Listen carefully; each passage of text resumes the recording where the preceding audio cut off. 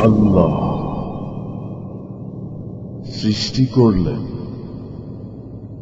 মহাকাশ, অগণিত ছায়াপথ, নীহারিকা একটি মাত্র শব্দ দিয়ে, কুন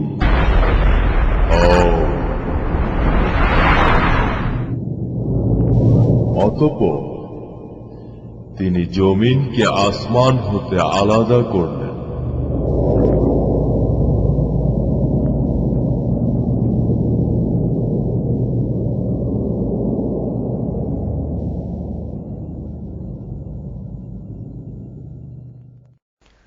আউযু বিল্লাহি মিনাশ শাইতানির রাজিম। বিসমিল্লাহির রহমানির রহিম। সুধী দর্শক মণ্ডলী, আল্লাহর রাসূল তার আসহাবদের বহু বিষয়ে সতর্ক করে গিয়েছেন। সেই সতর্কবাণীগুলির মধ্যে সবচেয়ে গুরুত্বপূর্ণ সতর্কবাণী হচ্ছে দাজ্জালের আবির্ভাব। এই দাজ্জালকে তিনি মানুষের ইতিহাসের সবচেয়ে সাংঘাতিক ঘটনা বলে উল্লেখ করেছেন এবং নিজেও আল্লাহর কাছে এর ফিতনা থেকে পানাহ চেয়েছেন। কারণ দাজ্জালের কাছে পরাজিত হয়ে সমস্ত মানবজাতি আল্লাহর হুকুম প্রত্যাখ্যান করে বিপথে পরিচালিত হবে। কাজেই দাজ্জালের আবির্ভাবকে কোনোভাবেই ছোট করে দেখার অবকাশ নেই। রাসূল তার হাদিসে দাজ্জালকে রূপকভাবে একটি ভয়ঙ্কর একচক্ষু বিশিষ্ট দানবের সাথে তুলনা করেছেন। আমরা এই রূপক বর্ণনাকে শাব্দিকভাবে ধরে নিয়ে সেই দানবের অপেক্ষায় বসে আছি, অথচ 472 বছর আগেই সেই ভয়ঙ্কর দাজ্জালের জন্ম হয়েছে। সে তার শৈশব কৈশোর পার করে আজ যৌবনে উপনীত। সংকীর্ণ দৃষ্টিভঙ্গির কারণে আমরা আজও তা বুঝতে পারছি না। ফলে সমস্ত পৃথিবী সহ এই মুসলিম জাতিটিও দাজ্জালকে রব বা প্রভু বলে স্বীকার করে নিয়েছে এবং তার পায়ে সাজদায় পড়ে আছে। বর্তমান ইহুদি খ্রিস্টান বস্তুবাদী যান্ত্রিক সভ্যতাই হচ্ছে সেই একচক্ষু বিশিষ্ট দাজ্জাল। এই ডকুমেন্টারির মাধ্যমে আমরা তাই প্রমাণ করব ইনশাল্লাহ। তার আগে কয়েকটি মৌলিক বিষয়ে আমাদের ধারণা রাখতে হবে। সেজন্য মানুষ সৃষ্টি থেকেই আমরা যাত্রা শুরু করছি। আল্লাহ ইচ্ছে করলেন তিনি এমন এক সৃষ্টি করবেন যার মধ্যে আল্লাহর সমস্ত গুণ ও স্বাধীন ইচ্ছাশক্তি বিরাজ করবে। স্বাধীন ইচ্ছাশক্তি, যার অর্থই হল এই সৃষ্টি ইচ্ছে করলেই আল্লাহর হুকুম অমান্য করে নিজেরাই জীবন ব্যবস্থা, আইন কানুন তৈরি করে নিতে পারবে। আল্লাহ মালায়েকদের বললেন, আমি সিদ্ধান্ত নিয়েছি পৃথিবীতে আমার খলিফা পাঠাবো। মালায়েকরা বললেন, হে আমাদের প্রতিপালক, তারা তো পৃথিবীতে ফাসাদ ও সাফাকুদ্দিমা অর্থাৎ অন্যায়, অবিচার, যুদ্ধবিগ্রহ ও রক্তপাত করবে। তবুও আল্লাহ সৃষ্টি করলেন আদমকে, এবার কোন শব্দ দিয়ে নয়, নিজ হাতে, এবং নিজের রূহ আদমের মধ্যে ফুঁকে দিলেন। ফলে সমস্ত সৃষ্টির মধ্যে আদম হয়ে গেল আল্লাহর গুণে গুণান্বিত এক অনন্য সৃষ্টি। অতঃপর আল্লাহ মালায়েকদের বললেন, তোমরা আদমকে সাজদাহ করো। সবাই আদমকে সাজদাহ করল, কিন্তু ইবলিস সাজদাহ করল না। সে অহংকার করল। এই অবাধ্যতার জন্য আল্লাহ ইবলিসকে অভিশাপ দিলেন। সে আল্লাহকে বলল, তুমি যার জন্য আমাকে অভিশপ্ত করলে আমি প্রমাণ করে দেখিয়ে দেব সে তোমার অবাধ্য হবে, তোমাকে এলাহ হুকুম দাতা হিসেবে মানবে না। আল্লাহ বললেন, আমি যুগে যুগে নবী রাসূলগণের মাধ্যমে সিরাতুল মুস্তাকিম অর্থাৎ হেদায়াহ বা সঠিক পথের নির্দেশনা দেব। যারা সেই নির্দেশনা মেনে চলবে তুমি তাদের কোনো ক্ষতিই করতে পারবে না। তখন ইবলিস আল্লাহকে বলল, আমি তোমার খলিফাকে ওই নির্দেশনা মানতে দেব না। আমি তাকে চারদিক থেকে আক্রমণ করব। আমি দেখিয়ে দেব সে তোমার খেলাফত করবে না। আল্লাহ ইবলিসের চ্যালেঞ্জ গ্রহণ করলেন, কারণ তার খলিফা আদম সৃষ্টির উদ্দেশ্যই ছিল পরীক্ষা করে দেখা স্বাধীন ইচ্ছাশক্তি নিয়ে সে কোন পথে চলে। শুরু হলো আদমের পরীক্ষা। একদিকে আল্লাহর হুকুম মেনে চলা, অপরদিকে ইবলিসের প্ররোচনায় সেই হুকুম অমান্য করা। অতঃপর ইবলিসের প্ররোচনায় আদম আল্লাহর অবাধ্য হলেন। শাস্তিস্বরূপ আল্লাহ আদম ও ইবলিসকে পরস্পরের শত্রু হিসেবে পৃথিবীতে পাঠিয়ে দিলেন।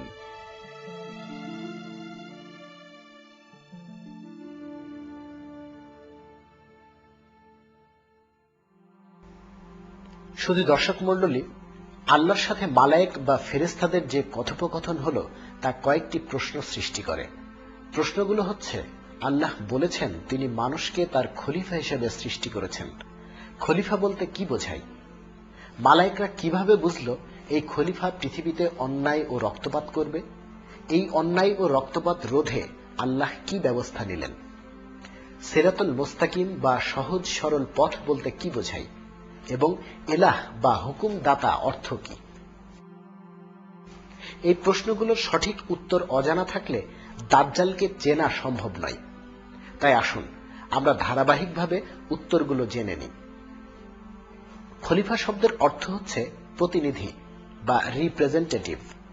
আল্লাহ নিজে তার নিয়মকানুন ও হুকুমে সমস্ত সৃষ্টিকে পরিচালনা করেন, কিন্তু মানুষকে পরিচালনার ভার তিনি নিজে সরাসরি নিলেন না, বরং তিনি মানুষকেই ভার দিলেন আল্লাহর হুকুম মোতাবেক সমস্ত পৃথিবীকে পরিচালনা করার জন্য। মানুষ যদি আল্লাহর দেওয়া হুকুম দিয়ে তাদের ব্যক্তিগত, পারিবারিক, সামাজিক, রাষ্ট্রীয় অর্থাৎ সার্বিক জীবন পরিচালনা করে, তাহলেই সে আল্লাহর প্রতিনিধিত্ব করল। কিন্তু আল্লাহর প্রতিনিধিত্ব করার জন্য তার প্রথমেই দরকার আল্লাহ প্রদত্ত ক্ষমতা। এজন্য আল্লাহ নিজ আত্মা থেকে আদম আলাইহিস সালামের মধ্যে আত্মা ফুঁকে দিলেন। ফলে মানুষ আল্লাহর গুণে গুণান্বিত হল। তার মধ্যে আল্লাহর স্বাধীন ইচ্ছা শক্তিও চলে আসলো। মালায়েকরা বুঝতে পারল মানুষ এই স্বাধীন ইচ্ছা শক্তির বলে আল্লাহর হুকুম প্রত্যাখ্যান করতে পারবে। ফলে সমাজের সৃষ্টি হবে ফাসাদ, সাফাকুদ্দিমা অর্থাৎ অন্যায়, অত্যাচার, অশান্তি। ইবলিসের চ্যালেঞ্জেও এই কথাটি স্পষ্ট হয়ে ওঠে। সে মানুষের ইচ্ছা শক্তিকে প্রভাবিত করে মানুষকে দিয়ে আল্লাহর হুকুম অমান্য করাবে। ফলে সে সিরাতুল মুস্তাকিম থেকে বিচ্যুত হবে। আর এই বিচ্যুতির স্বাভাবিক পরিণতি হবে অশান্তি, যুদ্ধবিগ্রহ ও রক্তপাত। মানুষ যেন এই অশান্তিতে না পড়ে সেজন্য আল্লাহ যে জীবন ব্যবস্থা পাঠালেন তার নাম তিনি দিলেন দ্বীনুল ইসলাম অর্থাৎ শান্তির জীবন ব্যবস্থা। এই জীবন ব্যবস্থার মূল ভিত্তি হল তৌহিদ, লা ইলাহা ইল্লাল্লাহ অর্থাৎ আল্লাহ ছাড়া কোনো হুকুমদাতা, সার্বভৌমত্বের মালিক নেই। ব্যক্তি, সমাজ বা রাষ্ট্র পরিচালনার কোনো বিষয়ে চূড়ান্ত সিদ্ধান্ত যিনি দিবেন তিনি হচ্ছেন সার্বভৌম বা এলাহ। সার্বভৌমত্ব না থাকলে ব্যক্তি, সমাজ বা রাষ্ট্রীয় কোনো বিষয়েরই চূড়ান্ত মীমাংসা হওয়া সম্ভব নয়। তাই সব সংবিধানেরই একটি সার্বভৌমত্ব থাকতে হয়।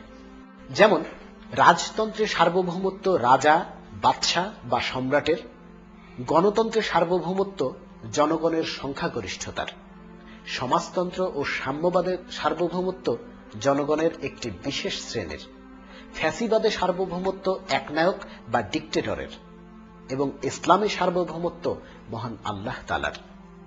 এই ছকটি প্রমাণ করে দিচ্ছে আপনি যে জীবন ব্যবস্থায় গ্রহণ করেন না কেন একটি সার্বভৌমত্ব আপনাকে মানতেই হচ্ছে। অর্থাৎ সার্বভৌমত্বের ব্যাপারে কোনো আপোষ নেই। প্রতিটি ব্যবস্থার সার্বভৌমত্বের মালিক ভিন্ন হয়। গণতন্ত্র ও সমাজতন্ত্র যেমন একই সাথে মানা সম্ভব নয়, তেমনি ভাবে ইসলাম ও গণতন্ত্র বা রাজতন্ত্রও একসাথে মানা সম্ভব নয়। তাই আল্লাহ ব্যর্থহীনভাবে বলেন, ইনিল হুকমু ইল্লা লিল্লাহ অর্থাৎ হুকুম দেওয়ার অধিকার কেবলমাত্র আল্লাহরই। সুতরাং আল্লাহর সার্বভৌমত্ব মেনে নেয়ার অর্থই হচ্ছে জীবনের যে অঙ্গনে আল্লাহর কোনো সিদ্ধান্ত থাকবে সেখানে আমরা অন্য কারো সিদ্ধান্ত মানব না। এটিই হলো সিরাতুল মুস্তাকিম বা সহজ সরল পথ। ইবলিসের প্ররোচনায় এই সিরাতুল মুস্তাকিম পরিত্যাগ করে সমস্ত মানব জাতি যুগে যুগে কিভাবে সেই অন্যায়, অশান্তি ও রক্তপাতে পতিত হলো আসুন আমরা একটু দেখে নিই। ইবলিস তার চ্যালেঞ্জে জয়ী হওয়ার জন্য কুপ্ররোচনা দিয়ে আদম হাওয়ার পুত্র কাবিলকে দিয়ে তার নিজ ভাই হাবিলকে হত্যা করালো। ফলে মালায়েকদের ধারণা সত্য প্রমাণিত হল। শুরু হল ফাসাদ, সাফাকুদ্দিমা অর্থাৎ অন্যায়, অত্যাচার, অশান্তি। ক্রমান্বয়ে আদমের বংশ পৃথিবীতে ছড়িয়ে পড়তে লাগল। আল্লাহ তার প্রতিশ্রুতি মোতাবেক নবী রাসূলদের মাধ্যমে পথ দেখাতে থাকলেন। কিন্তু আল্লাহর প্রতিনিধি মানুষ ইবলিসের প্ররোচনায় আল্লাহর হুকুম অমান্য করে নিজেরাই জীবন চলার পথ তৈরি করে নিল। ফলে তারা অন্যায়, অত্যাচার ও রক্তপাতে নিমজ্জিত হল। নবী রাসূল প্রেরণের ধারাবাহিকতায় আল্লাহ তার এক প্রিয় বান্দা নূহ আলাইহিস সালামকে পাঠালেন মানুষকে সঠিক পথে ফিরিয়ে আনার জন্য। তিনি ৯৫০ বছর তার জাতিকে আল্লাহর নির্দেশিত পথের দিকে ডাকলেন, কিন্তু ইবলিস তাদের এমনই মোহগ্রস্ত করে রেখেছিল যে তারা নূহ আলাইহিস সালামের ডাকে সাড়া দিল না। অবশেষে আল্লাহ তার হুকুম প্রত্যাখ্যান করার অপরাধে নূহ আলাইহিস সালামের জাতিকে শাস্তি দেওয়ার সিদ্ধান্ত নিলেন। তিনি নূহ আলাইহিস সালামকে আদেশ দিলেন একটি জাহাজ তৈরি করতে এবং তার সঙ্গী সাথী ও প্রত্যেক প্রাণীর এক জোড়া করে সে জাহাজে তুলতে। নূহ আলাইহিস সালাম আল্লাহর নির্দেশ অনুযায়ী জাহাজ তৈরি করলেন এবং প্রত্যেক প্রাণীর এক জোড়া করে সে জাহাজে তুললেন।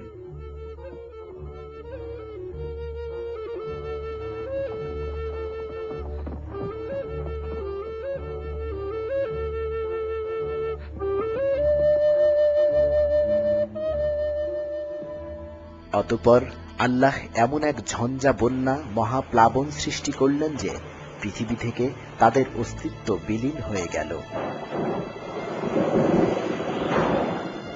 শুধুমাত্র নূহ আলাইহিস সালাম এবং তার সঙ্গী সাথীরা জাহাজে ভাসতে লাগলেন।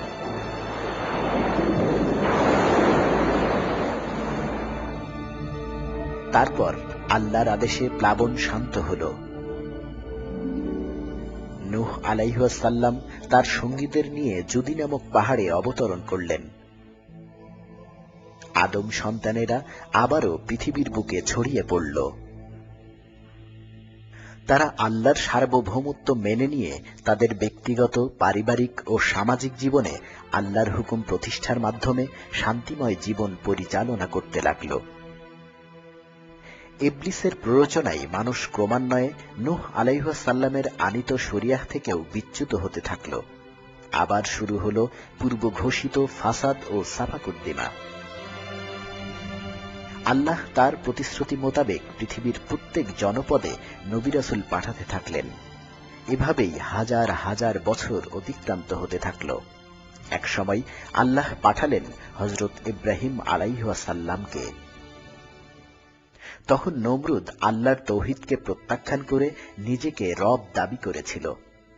ইব্রাহিম আলাইহিস সালাম নমরুদ ও তার অনুসারীদের তৌহিদের দিকে অর্থাৎ আল্লাহর সার্বভৌমত্বের দিকে আহ্বান করলেন, কিন্তু সে আল্লাহর সার্বভৌমত্ব মানতে অস্বীকার করল এবং এক পর্যায়ে ইব্রাহিম আলাইহিস সালামকে আগুনে নিক্ষেপ করা হল।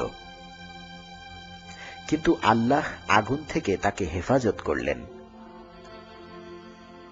নমরুদ শুধু এটুকুতেই শান্ত হল না, তার অহংকার এমন পর্যায়ে পৌঁছেছিল যে সে আল্লাহর দিকেই তীর ছুঁড়ে মারল।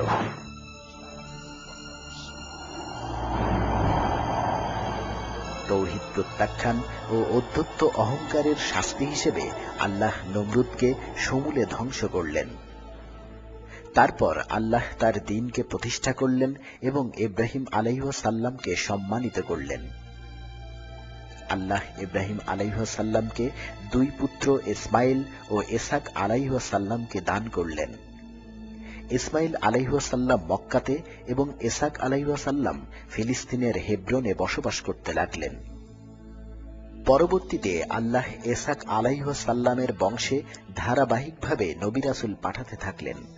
এলেন ইয়াকুব আলাইহিস সালাম, যিনি ইসরায়েল নামেও পরিচিত ছিলেন। কাল পরিক্রমায় বনি ইসরায়েলগণ যখন আল্লাহর তৌহিদ প্রত্যাখ্যান করল, তখন আল্লাহ শাস্তি হিসেবে তাদের ফারাও সাম্রাজ্যের দাসে পরিণত করে দিলেন। ফারাওদের হাতে দীর্ঘদিন শাস্তিদানের পর দয়াময় আল্লাহ তাদের উপর রহম করলেন। বনি ইসরায়েলদেরকে হাজার বছরের দাসত্ব থেকে উদ্ধার করতে আল্লাহ তাদের মধ্যে পাঠালেন হযরত মূসা আলাইহিস সালামকে। সূর্য দেবতা রা এর পূজারী ফেরাউনকে মূসা আলাইহিস সালাম লা ইলাহা ইল্লাল্লাহ অর্থাৎ আল্লাহর সার্বভৌমত্ব মেনে নিতে প্রস্তাব করলেন। ফেরাউন তার এই আহ্বানকে প্রত্যাখ্যান করল। এক পর্যায়ে মূসা আলাইহিস সালাম ফিরআউনের দাসত্ব থেকে মুক্ত করার জন্য বনী ইসরাইলদেরকে নিয়ে রওনা করলেন।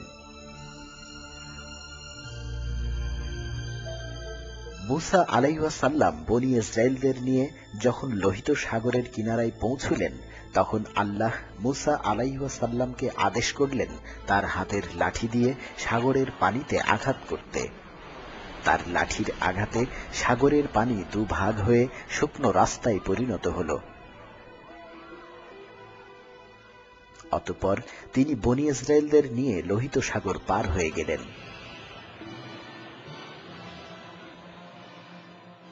ফিরআউন যখন তার সৈন্য বাহিনী নিয়ে বনী ইসরাইলদেরকে অনুসরণ করে সাগরের সেই পথের মধ্যে পৌঁছল, তখন আল্লাহর আদেশে সাগরের পানি দুপাশ থেকে তাদের উপর আছড়ে পড়ল। ফিরআউন সৈন্য বাহিনী সমেত সাগর গর্ভে তলিয়ে গেল।